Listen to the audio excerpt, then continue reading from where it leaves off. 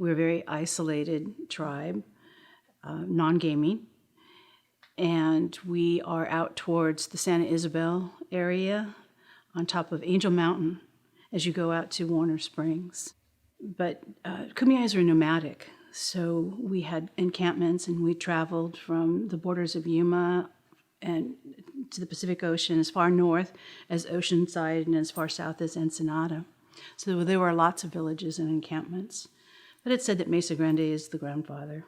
Some espouse that, others may not. Each reservation has their own journey, their own history, and they're all very rich. I am half Indian, and I grew up in the city. And during the week, I was involved in the city life in Bay Park and Claremont area. And then on the weekends, I came back to the reservations. And I spent a lot of time with my father here on the reservation. My father is Native, and my mother is not. My mother is a Midwesterner from Michigan. It was difficult for me growing up as a child. I had a foot in both worlds. I enjoyed spending time with my father and coming back to the reservation. It was my father that imparted Native custom and tradition, and I enjoyed my time very much with him. We spent a lot of time growing up here in Barona and Mesa Grande and other reservations too. I have relatives on, I believe, just about every reservation. That's true for all natives here in San Diego. Oh, the fiesta days, the powwows, we call them now. And spending time with my father, going to those powwows. It was a time when you would see relatives from other reservations, and it was a happy time. We'd gather and break bread and dance.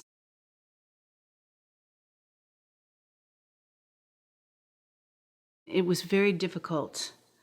Forgive me if I get emotional. It was very difficult. It was in the 60s. There was a great deal of prejudice that existed.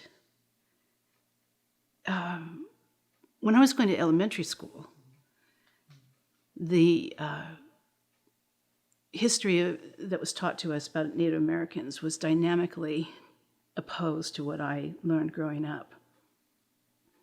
And I would come home from school and I would tell my father what I learned today. And he would say, "No, that's not right." And then he would correct me. And the next day I'd go back to school and I'd explain what my father told me, what my grandmother told me. And the teacher, I remember once, yelled out at me, "You be quiet, you wild Indian." I was the only Native American in my school. There was one young boy that was a Navajo that participated in an exchange student program. And he and I were the only natives. And we kept that very quiet. It was hard to explain who we were and from whence we came. And we didn't quite fit into the Hispanic community, although we fit into that community better than others. And then the 70s came along. And then it became very popular to be an Indian. An AIM movement, American Indian movement, and everyone wanted to be an Indian, and everybody's grandmother was full-blooded. And again, in high school, I believe I was the only Native American in high school, but racism still existed, and I was very careful not to suppress that. I'm older now, and I would have done things differently. But at that time, it was just a matter of safety and security.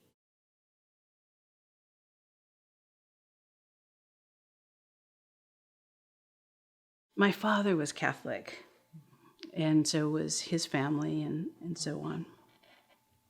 My father made certain that all of his children were baptized. My mother was a Protestant from the Midwest. She did not convert to Catholicism till about the 1990s. So this was a tradition after my folks separated that my father would come on the weekend to pick me up, and we would go to church, and we would go to church in Old Town at the Immaculate Conception. And afterwards, we would go have lunch, and he would tell me stories and teach me, and that was just something that we did all of our lives. So my Catholicism was firmly rooted as a child. Interestingly enough, I went to catechism at USD. So I received my baptism at Immaculate Conception and then Holy Communion at the Immaculata. And then there was a time where I didn't pursue my religious education. I think it had to do with the separation of my parents and just being a young kid in general.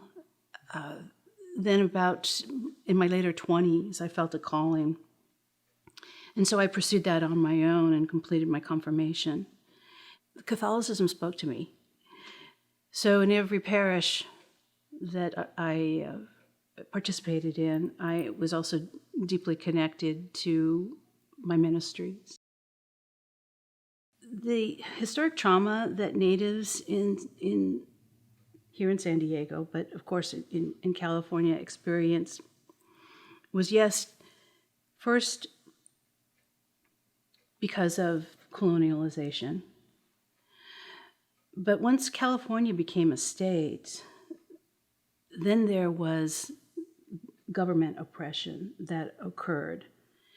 That didn't happen long after Serra arrived. So Serra arrived in 1769. California became a state a little less than 100 years after. It was the first governor of California that put a bounty on the heads of all Indians, dead or alive, and preferably the only good Indian was a dead Indian. Then the reservation system happened, keeping the history very simple. The reservation system happened, and we weren't permitted to come off the reservation.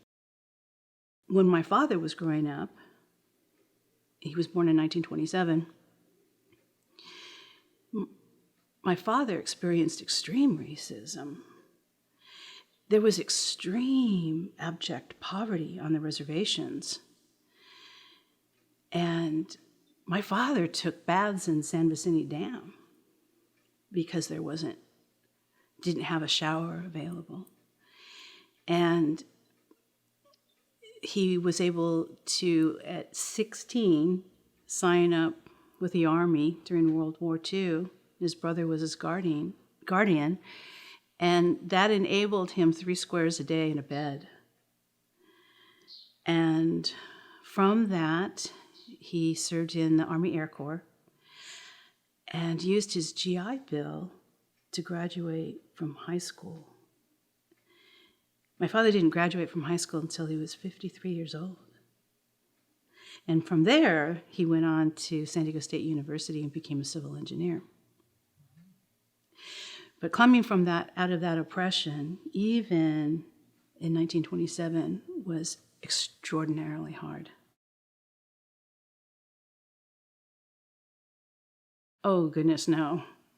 No, that was not allowed to evidence itself. It was really, God bless Pope Francis and John Paul II, that they've embraced indigenous cultures and have allowed us to bring in our native culture and marry that with Catholicism. But when I was growing up, that was strictly prohibited. You just didn't see it. Did not see it. No, I relied heavily on my father and my elder relatives to teach me our ways, our culture and tradition.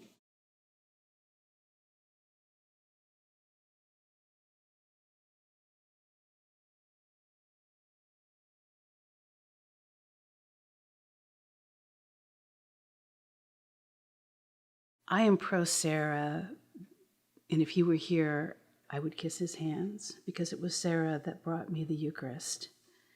I know that there are elders amongst the tribes that feel that way as well.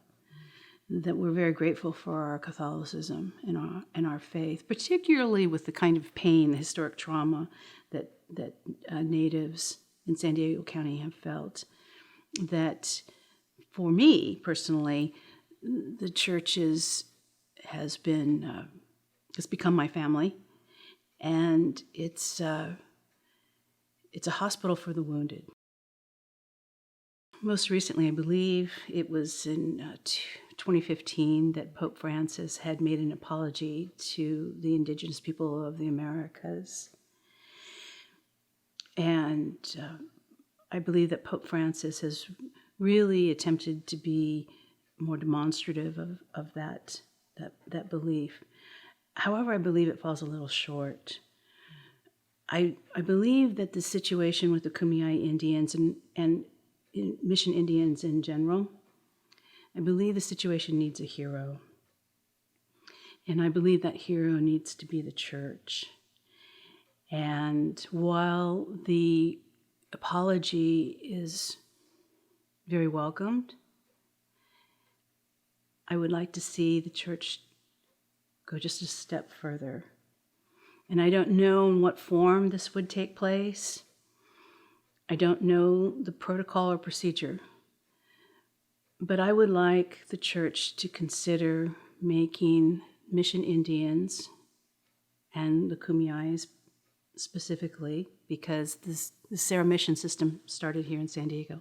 I'd like them to consider making Kumeyaay martyrs, holy martyrs of the church.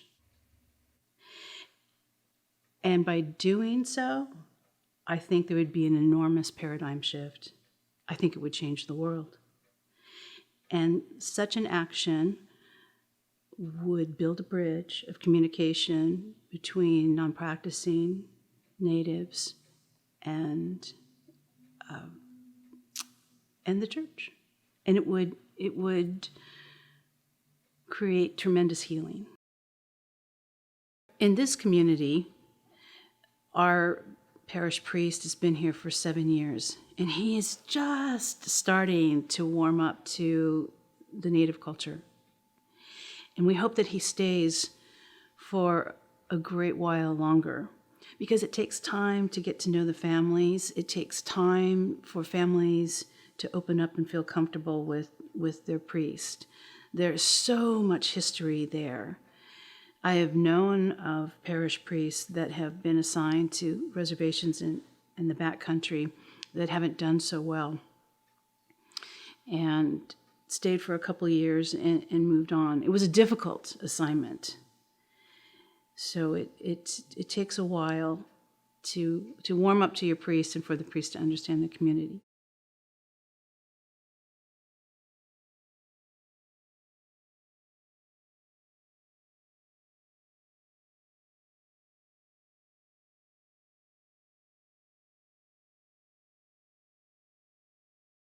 I know myself and other natives would very much like to be able to have access to those historic records and our Native American religious artifacts as well. It would be part of the healing process. It would be part of building a relationship, and relationships take two people, two parties. It would help us complete our history. We're a very verbal culture, so our history is passed on by stories.